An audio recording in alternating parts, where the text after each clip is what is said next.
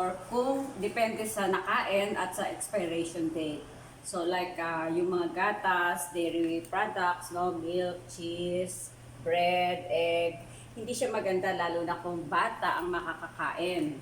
Dahil ang bata, mahina ang kanilang immune system at hindi sila nakakapagsalita o nakakapagpaliwanag kung ano yung kanilang nararamdaman, lalo na kung ito yung baby. Kung siya nakainom ng gatas na expired or out of date, so hindi ito maganda sa bata. Ganun din sa matanda.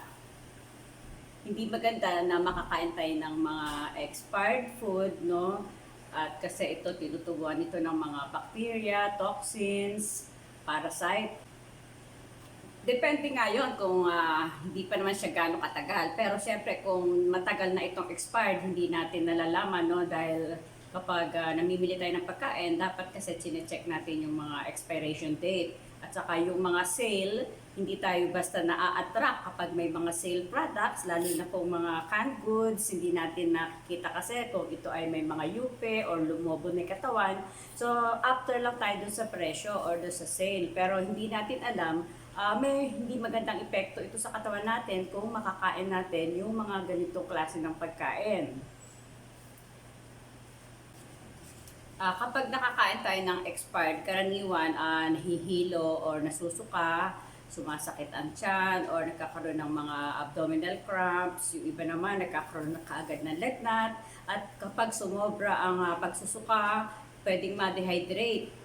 So, hindi siya basta-basta, kaya kung bata, hindi naman niya kaagad ma-explain kung ano yung nararamdaman niya. So, makikita mo na lang parang hinang-hina yung bata, suka ng suka, yun ang mga karaniwan na nakikita natin. Kung nasa bahay po, pwede bigyan kagad natin mga fluids para maiwasan ang dehydration.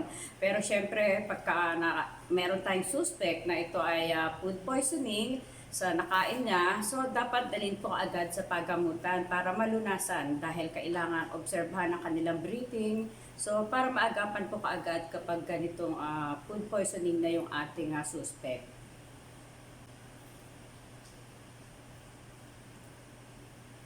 Yes po, tayo kasi mahilig tayo sa mga pagtitipid. Kailangan aware tayo sa ating health. Sundin natin na nakatiwangwang yung pagkain na pwedeng dapuan ng mga insekto, langaw, na pwede din kaagad pagmula ng mga bakterya. At yung mga pagkain na nag-iiba na ang lasa, huwag na nating i-attempt kainin, huwag na natin itong panghinayangan.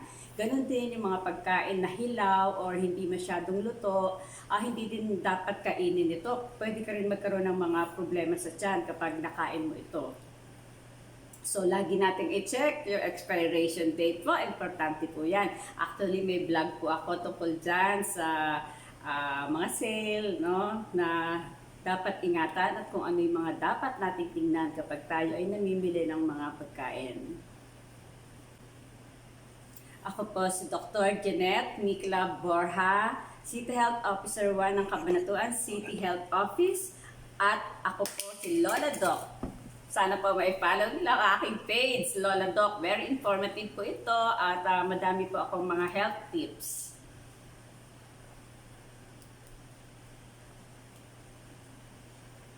Yes, please. Thank you. Okay lang po, sa ulitin. Yes po, basta po tungkol sa health. Thank you. Yes, bye. Ganda mo.